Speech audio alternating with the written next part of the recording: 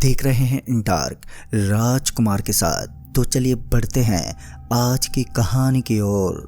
दोस्तों, ये उन दोनों की बात है जब मैं अपने बुआ के घर गया हुआ था। दरअसल मेरे फूफा जी पेशे से वकील थे और बहुत ही बड़े पुजारी भी थे जो भूत पिशाच को भगाया करते थे। मैं उनके पास वकालत सीखने के लिए गया था। फूफा के घर के पास एक कब्रिस्तान भी था। वहाँ दिन में बहुत ही अच्छा लगता, पर रात होते ही वहाँ एक मनुष्य सी छा जाती। ऐसे ही एक रात फूफा जी काम के सिलसिले से कहीं गए हुए थे, तो मैं और बुआ और उनकी बेटी रीतू एक साथ बैठकर टीवी देख रहे थे। टीवी में भूतिया फिल्म चल रही थी और अभी मैं फिल्म देख ही रहा था कि तभी रीतू ने कहा, भैया आपको पता है जो घर के पास कब्रिस्तान है, उस कब्रिस्तान में भी भूत घूमते हैं। रीतू की ये बात सुनकर मैं ठाके मारकर हंसने लगा। मेरी हंसी को बढ़ता देख रीतू ने कहा, भैया अगर हिम्मत है तो रात को कब्रिस्तान में जाकर दिखाओ। मैंने रीतू से कहा, ठीक है, पर अभी तो मैं टीवी में भूत को देख लेता हूँ, बाद में कब्रिस्तान देख लूँगा। मेरे इतना कहने पर रीतू चुप हो गई और हम सभी फिल्म देखकर अपने अपने कमरे में जाकर लेट गए। और फिर कुछ ही देर बाद मुझे नींद भी आ गई।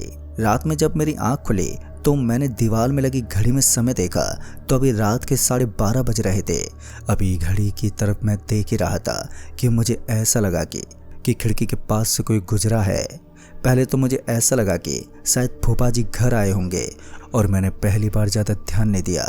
मेरी बुआ के रूम से कूलर की बहुत ही तेज तेज आवाज़ आ रही थी, क्योंकि कल सुबह ही उस कूलर में पता नहीं क्या हो गया था कि वो कल बहुत ही तेज़ी से आवाज़ करने लगा था और इसी वजह से अब बुआ को आवाज़ देना भी बेकार था। फिर मैं आंख बंद करके सोने की कोशिश करने लगा। वैसे भी फूफा जी खाना वाना खाकर सो जाया करते थे और एक बार नींद खुलने के बाद अब मुझे नींद ही नहीं आ रही थी। अभी मैं इधर उधर करवटें बदल ही रहा था कि तभी मेरी नज़र खिड़की की तरफ गई तो मैंने देखा कि वहाँ से कोई गुजरा है। उसके बाद मैं बिस्तर से उठा और रूम की लाइट को ऑन करके रूम से बाहर निकल कर देखा तो वहाँ पर कोई भी नहीं था। फिर मैं लौटकर रूम के अंदर आ गया और बिस्तर पर आकर बैठ गया कि तभी मुझे रीतू की कही गई बात याद आने लगी। पता नहीं क्यों मुझे कमरे के अंदर घुटन सी महसूस होने लगी थी। फिर मैंने सोचा कि रूम की लाइट ऑन करके सो जाता हूँ, थोड़ा डर कम हो जाएगा। लेकिन आज नींद आंखों से जैसे गायब हो गई थी। मैंने सोने की तमाम कोशिश की लेकिन मुझे नींद ही नहीं आ रही थी।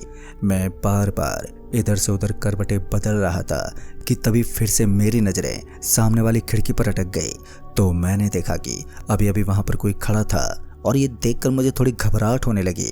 खिड़की में लगे कांच की वजह से कुछ साफ साफ दिखाई नहीं दे रहा था। तभी मैंने उसे आवाज़ भी दी, कौन है वहाँ पर मेरी आवाज़ देने पर वहाँ से कोई जवाब नहीं आया।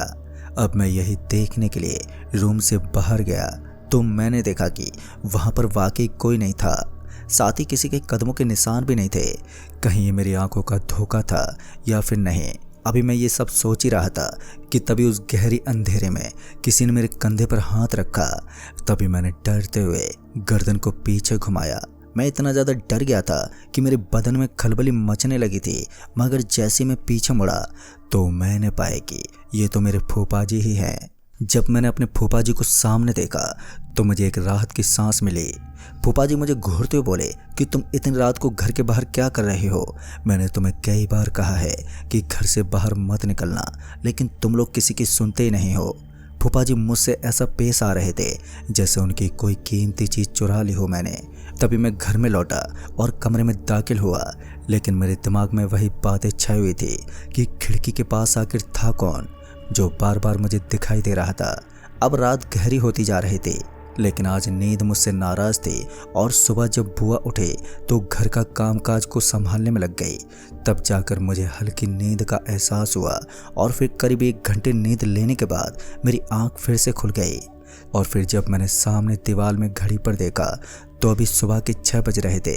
फिर मैं तैयार होकर फूफा जी के साथ तहसील की तरफ जाने के लिए निकल गया, पर मुझे ये बात खटक रही थी कि वो कौन था जो रात के समय खिड़की के पास खड़ा था।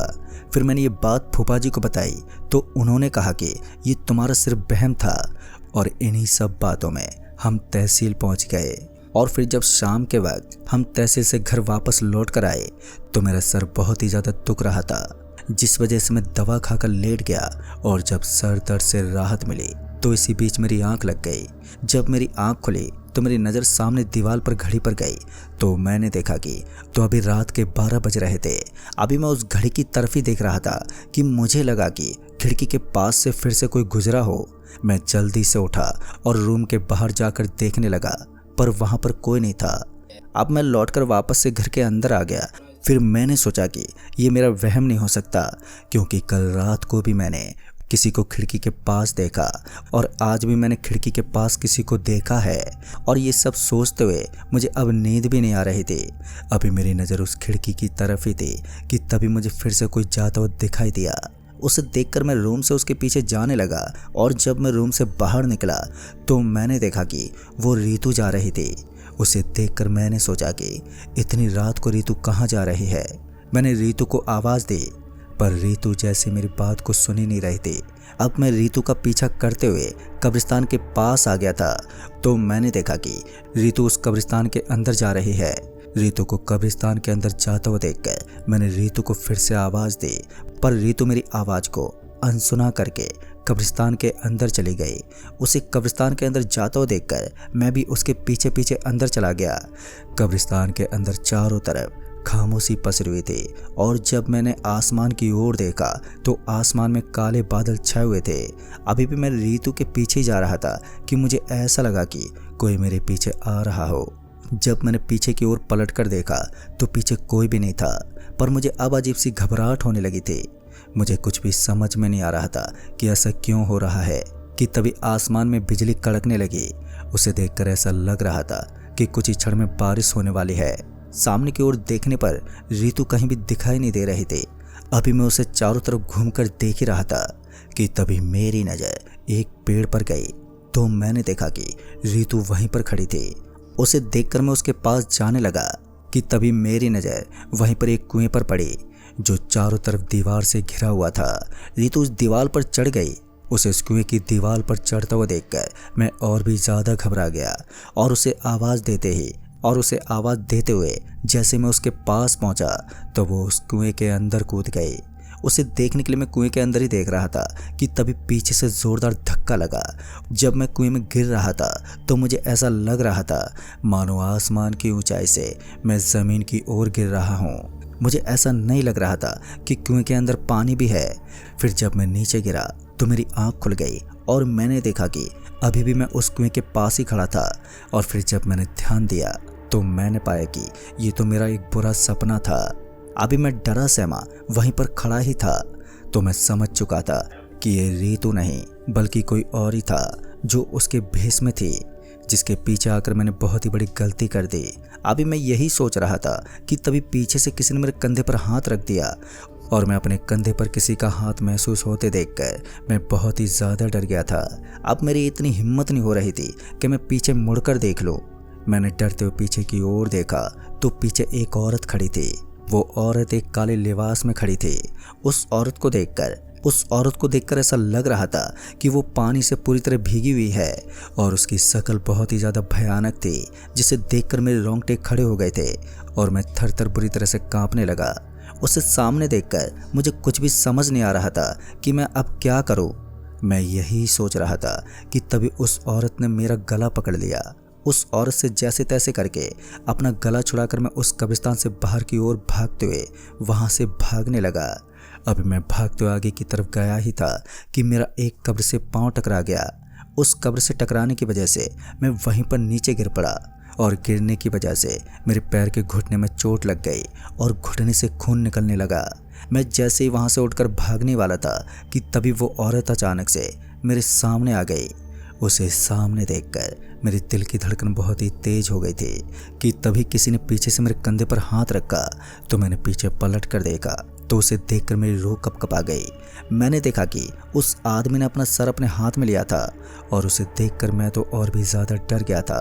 अब उन दोनों के बीच में मैं अपने आप को देखकर बहुत ही ज़्यादा डर गया था कि अब तो मैं मारा ही जाऊंगा। अभी मैं यही सोच रहा था कि तभी फूफा जी की आवाज़ सुनाई पड़ी, जिसे सुनकर मुझ में एक उम्मीद जगी। अब फूफा जी मुझे बचा सकते थे, क्योंकि फूफा जी वकील के साथ साथ एक बहुत बड़े पुजारी भी थे जो कि भूत पिशाच भगाते हैं। फूफा जी आवाज़ देते हुए मेरी तरफ आ ही रहे थे कि मैं उनकी आवाज़ सुनकर फूफा को आवाज़ देने ही वाला था कि तभी उस औरत ने मेरा गला पकड़ लिया और मेरा गला पकड़कर वो दबाने लगी।